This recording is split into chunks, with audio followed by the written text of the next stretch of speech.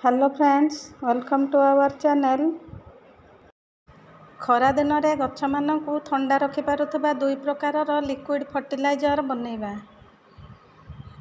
वीडियोटी को शेष पर्यंत देखंतु, सबू जानिपारिबे। एही दुईटी लिक्विड फर्टिलाइजर सबु प्रकारर न्यूट्रिशन भरपूर परिमाण रे मिलथाए। एही फर्टिलाइजर को व्यवहार करिवा द्वारा खरा दिन में गछगुड़िक हरा भरा होई रहिथांते, जहाकू आमे खाई सारिया पर फिंगी देई थाउ।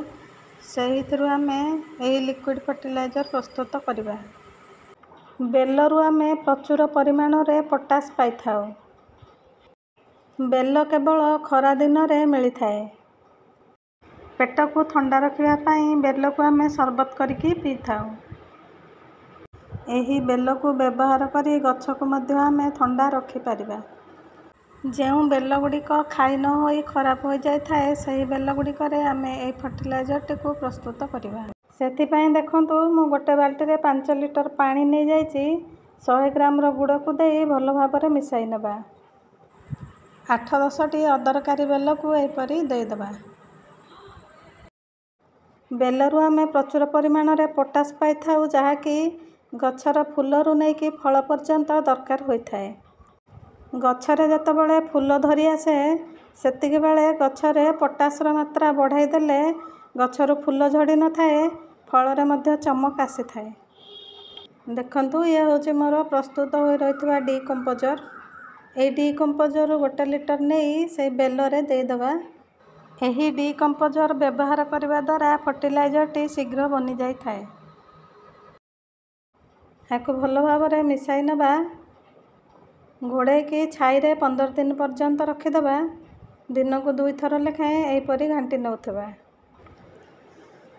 देखंतु, ये हला मोर बेलरू प्रस्तुत होइथिबा लिक्विड फर्टिलाइजर। एही फर्टिलाइजर टी प्रस्तुत होला परे एपरी देखा जिवो। 15 दिन होई गले एही फर्टिलाइजर को छाणी की एपरी बोतल रे रखि देबे। एही लिक्विड फर्टिलाइजर को गछ मूल रे देले 1 लिटर पानी रे 60 ml को मिसाई गछ मूल रे दे पारिबे। आउ 2 लिटर पानी रे 30 ml को मिसाई गछरे स्प्रे कर पारिबे। एही लिक्विड फर्टिलाइजर टी 1 वर्ष पर्यंत खराब न होई रही थाए।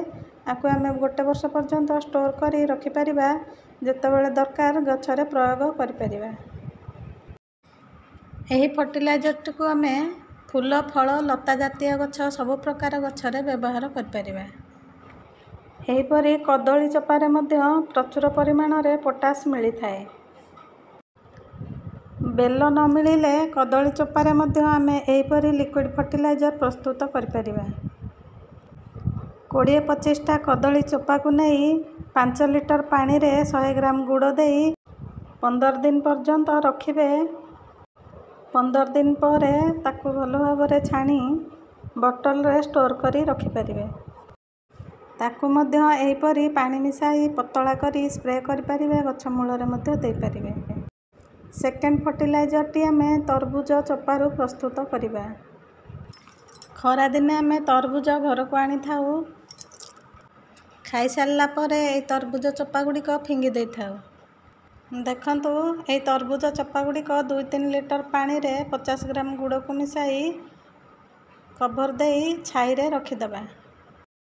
देखंतु, 2 दिन पर एहीपरि देखा जिवो। तापर ताकू भलो भाबरे छाणी नेबा। छाणी सारला परे जेतिकी पानी बाहरिबो, आउ सेतिकी पानी रे डाइल्यूट करि नेबा। एही पानी को आमे गछ मूल रे देई पारिबा, गछरे स्प्रे मध्य कर पारिबा। सबु प्रकारर फल रे प्रचुर परिमाण रे न्यूट्रिशन थाए। आमे खाइबा द्वारा आम शरीर को न्यूट्रिशन मिली थाए। एही तरबुजर चोपारे प्रचुर परिमाण रे मैग्नीशियम, फॉस्फोरस, नाइट्रोजेन, पोटासियम मिली थाए।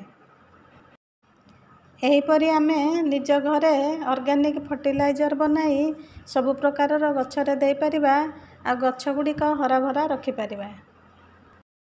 देखंतु, आपण माने घरे एहीपरि मध्य गोटे बाल्टी रे घरू बाहरुथिबा डाली धुआ पानी, चाउल धुआ पानी, आउ परिबा चोपा सबको देई ଏହିପରି ରଖି ଗଛ ମୂଳରେ ମଧ୍ୟ ଛାଣିକି ଦେଇପାରିବେ। ଦେଖନ୍ତୁ ଏଇ ଚୋପା ଗୁଡ଼ିକ ମୁଁ ନ ଫିଙ୍ଗି ଆକୁ ମୁଁ ମୋ କମ୍ପୋଷ୍ଟ ବିନ୍ରେ ଦେଇଦେବି। କିଛି ଦିନ ପରେ ସେ କମ୍ପୋଷ୍ଟ ହୋଇଯିବ, ତାପରେ ଆମେ ଗଛରେ ଦେଇପାରିବା। ଭିଡ଼ିଓଟି ଯଦି ଆପଣମାନଙ୍କୁ ଭଲ ଲାଗିଛି ମୋ ଭିଡ଼ିଓକୁ ଲାଇକ୍ କରିଦେବେ ଆଉ ମୋ ଚ୍ୟାନେଲକୁ ସବସ୍କ୍ରାଇବ୍ କରିଦେବେ ଆଗକୁ ଏହିପରି ଭିଡ଼ିଓ ସବୁ ଦେଖିବା ପାଇଁ।